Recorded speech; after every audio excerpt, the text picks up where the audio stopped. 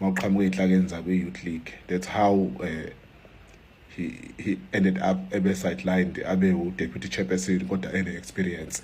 So basically umsholozi is rectifying that kule province ukuthi alide iqembu elikhulu la KwaZulu Natal ngoba kwakufanele lilide kahle kahle kodwa ke asikho lapho.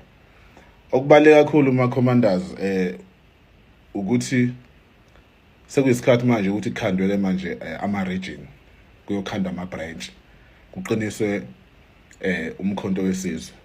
Kodwa into enkulu kakhulu commanders efuna silungise ilento yokuthi ukuthi mangabe kukhishwa abantu noma bekhishwe ezikhundleni noma bekhishwe eParliament noma bekhishwa kuphi bese bona begijima beya enkantolo bobopha umkhonto ngoba becanga ukuthi bona they are more entitled than others to be in positions. Lonto le yayibulala umzabalazo. Akwazi ukuthi iqembu elivotelwa abantu abangaphezulu ka4.5 million sefayile manje lihlazeke lihambe lihudule emgwaqeni emaphepheni ngenxa yokuthi wena awungenanga eParliament noma ukhishiwe noma useyiconvener noma commanders. Masikhuluma ngoconvener sikhuluma ngosihlalo awuvotelwanga. Uceliwe ubuholo obungaphezulu ukuthi awubambe ulekelele okwamanje sisalungise ezinye izinto uthi ukulekelela ubambe ngenxa ye-capacity yakho onayo mhlambe nangokuthi kunomlando othile siwaziyo ngawe ukuthi unamandla uyakwazi ukuhola bese kuthiwa abambake la ube uconvener labamba la ube ucoordinator usilekelela. Akuzona izikhundla sekufanele nihambe niyohlaza umkhonto uhambe uyoma emgwaqeni uhambe utoyitoya against umkhonto ulwa nomkhonto. Hayi ukuthi asiwazi amaphutha enzakalile kuma region. Siyawazi ama region amanye ufaka abantu abangazi ukuthi abangazi ukuhlalisa meeting. But umkhonto is still new, is still recruiting, still at a stage whereby it's recruiting. All of us kumkhonto wesizwe are still new. So wena mawuzovuka ekseni uthi nakade safika la wafika nje kuqala ngaleso sikhathi kodwa we are still at the process of recruiting, we are still at the process of building the organization. Asikho isidingo sokuthi uthi wena wafika kuqala wafika kamva wafika wathintini. Uma ngabe kukhona okubonakalayo ngawo ukuthi ukhuthelo uyasebenza we understand ukuthi kumele kwenzakaleni we understand ipolitiki yomkhonto wesizwe uzokhethwa nawe siyazi isikhathi sakho musu kuhlaza umkhonto hamba uma emgwaqeni umkhonto unezithe iningabi as unnecessary ezikhona already. So if wena you are wearing this regalia umkhonto and then you go out and attack umkhonto wesizwe, you won't be attacking umkhonto wesizwe, you will be attacking all of us, and we are going to defend the organization. We are going to defend this sika Msholozi because Msholozi worked hard to build this organization to be where it is today, and it's up to us to take it forward.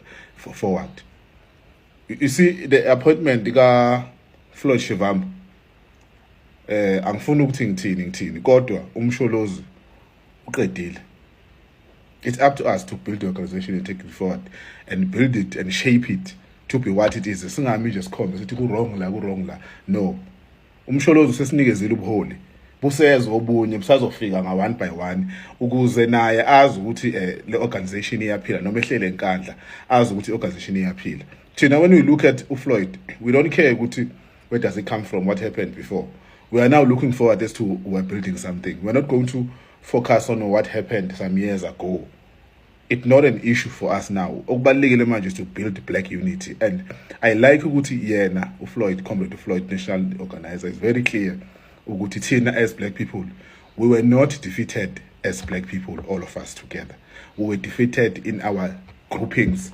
You can call it tribal groupings that were created by the very same system. So we are not a defeated nation. As a nation, as a black nation, we have never been defeated. So we're not going to be defeated now. Our way to is to defend umkhonto wesizwe, defend President Zuma, and defend the revolution. Leyo kuleli ikhundla nokuthi mina ngikhethwanga ngifayile ngikhethe in, that's not MK party. Disabuse yourselves, comrades, from that. Akusikho kwagogo la. Asizelanga ikhundla la. Ikhundla zesisebenzelanga sisuka kizo zisisebenzelanga. Zisebenzela abathile. So akudingi ukuthi size sifuna ukuthi sibe seyikhundleni sonke. Okwethu is to build a system that is going to respond to all of us. Uma uplumber, uma ukwazi ukulima, uma ukwazi ukukhanda itini, uma ukwazi ukukhanda whatsoever ongakwazi ukukhanda ngezandla zakho ne-idea onayo, is to create a system that is going to find you and build you ukuthi uqhubekele phambili. Ungaphili ngokuthi ujahe ikhundla, ushaye lo kungene wena, ushaye lo kungene wena. That's not a sustainable system of leading. Ukufuna ukuphoqa. Let the people decide mase kufika isikhathi. Okwamanje you are building something. Obviously there will be conveners and coordinators. So not all of us who must lead. I mean, it won't make sense if you nami leader, now will lead, so lead. It's not going to make sense, comrade. Let us be realistic here. Umsholo is fighting a bigger battle. Ours to support him in any way we can. Build we are building a future for our children. Amandla, comrades.